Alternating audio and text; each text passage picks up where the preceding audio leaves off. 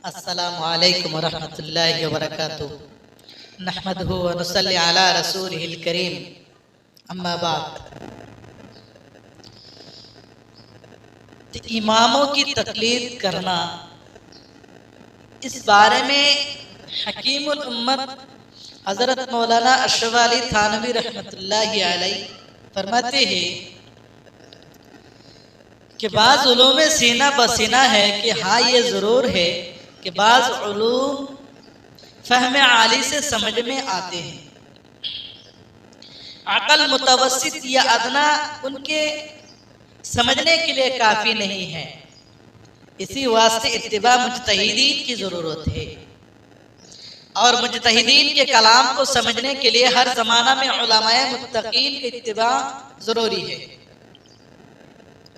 फिर फरमाते हैं क्योंकि मुज्तहिदीन यानी इमामों के कलाम को भी हर शख्स नहीं समझ सकता। मोहतरम दोस्तों बुजुर्गों, अगर दीन संभालना चाहते हो तो हर मुसलमान को उसकी जरूरत है कि किसी मुत्तकी आलिम का इत्तिबा करे, इसके बगैर काम नहीं चल सकता। मगर इस इत्तिबा से ये लाजिम नहीं आता कि हम लोग इस्तिक़लालन फुक़हा यानी इमामों का इत्तिबा करते हैं, बल्कि इस्तिक़लालन रसूलुल्लाह सल्लल्लाहु अलैहि वसल्लम का इत्तिबा करते हैं। मगर हमको आपका मतलब फुक़हा यानी इमामों के बयान फरमाने से मालूम होगा कि हुजूर सल्लल्लाहु अलैहि वसल्लम का ये मतलब था, कि हुजूर सल्लल्लाहु अलैहि वसल्लम के तरीका का ये मतलब था, बात का ये मतलब था, हुजूर सल्लल्लाहु अलैहि वसल्लम के कौल और फ़ेल का ये मतलब था, और मकसद ये था। ये इमामों की इत्तिबा करने से ही मालूम होगा। अगर उलमाए की इत्तिबा, किन उलमा की इत्तिबा करेंगे? छोटा सा अल्लाह के रसूल सल्लल्लाहु अलैहि वसल्लम तिरमिज़ी शरीफ में फरमाते हैं कि अल उलमा वरसतुल अंबिया। यहाँ अल्लाह के नबी सल्लल्लाहु अलैहि वसल्लम ने अल अवाम वरसतुल अंबिया नहीं फरमाया, यहाँ अल उलमा वरसतुल अंबिया फरमाया है। महतरम बुजुर्ग दोस्तों, यानी जो आलिम बाअमल है और दीन की इशाअत और खिदमत और अहले दीन की रूहानी तरबियत करते हैं, कि यही काम था अंबिया अलैहिस्सलातु वस्सलाम का। वरना बेअमल आलिमों की सख्त पकड़ भी आई है, क्योंकि अल्लाह के नबी सल्लल्लाहु अलैहि वसल्लम ने अल उलमा वरसतुल अंबिया फरमाया है।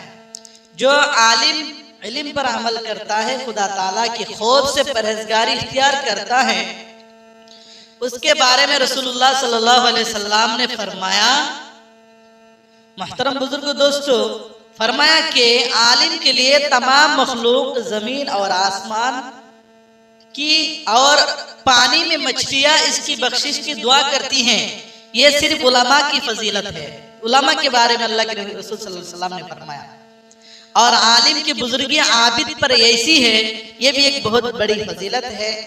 जैसे 14वीं रात के चांद की बुजुर्गी तारों पर, और आलिम लोग वारिसे अंबिया और अंबिया के, क्योंकि अंबिया अलैहिस्सलातु वस्सलाम ने माल और दौलत मीरास नहीं छोड़ा है, सिर्फ इल्म को मीरास में छोड़ा है। ये माल और दौलत छोड़ के नहीं गए, सिर्फ इल्म के वारिस उलमा को बनाकर गए हैं। जिसने इल्म हासिल किया और फिर उस पर अमल भी किया, उसने पूरा हिस्सा यानी कमाल हासिल किया। तिरमिज़ी शरीफ में ये मज़कूर है। तो महतरम बुजुर्गों, इस हदीस शरीफ में इल्म दीन हासिल करने की बुजुर्गी मालूम हुई है कि इल्म दीन पढ़कर आलिम बन सकते हैं। अगर ये दौलत इल्म की नसीब ना हो तो उलमाए बाअमल की सोहबत में बैठा करो, दीन के मसले उनसे पूछा करो, इंशाअल्लाह ताला उनकी सोहबत की बरकत से तुमको भी दीन का जरूरी इल्म हासिल हो जाएगा। देखो, सहाबा रज़ी अल्लाह ताला अन्हुम अक्सर ऐसे थे जो लिखना पढ़ना नहीं जानते थे, उम्मी थे, क्योंकि वो सय्यदुल उलमा सय्यदुल मुरसलीन हजरत मोहम्मद मुस्तफ़ा सल्लल्लाहु अलैहि वसल्लम की सोहबत और बरकत से सब आलिम हो गए। क्यों? वो लोग जाते थे अल्लाह के नबी सल्लल्लाहु अलैहि वसल्लम के पास और सीखते थे, वहां पूछते थे, पूछकर सीखा करते थे।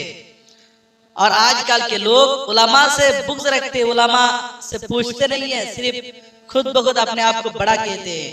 असल में ये बात नहीं है। उलमा से पूछना चाहिए, उलमा से सीखना चाहिए, उलमा के पास जाना चाहिए। और खूब याद रखो, बगैर इल्म की इबादत भी सही नहीं हो सकती। सही जब आप उलमा के पास जाओगे, सीखोगे सही अमल, तभी अमल कर सकोगे, वरना अमल में कमी आ जाएगी। अमल करने के लिए किसी उलमा से पूछना चाहिए, या तो खुद आलिम बनना चाहिए। अगर आलिम ना बन सके तो दूर से आलिम के पास जाना चाहिए। किसी आलिम से बुग़्ज़ नहीं रखना चाहिए। मोहतरम दोस्तों और बुजुर्गों, मेरी बात समझ गई होगी तो आप लोग इस पर अमल करने की कोशिश करेंगे इंशाअल्लाहुल अज़ीज़। आगे मौलवी, इसी तरह मौलाना किसको कहते हैं, ये वीडियो भी, ये बयान भी इंशाअल्लाह बना दिया जाएगा। आप इंशाअल्लाह इस पर अमल करते रहेंगे इंशाअल्लाहुल अज़ीज़। अल्लाह ताला सुनने से अमल करने की ज़्यादा तौफ़ीक़ अता फरमाए।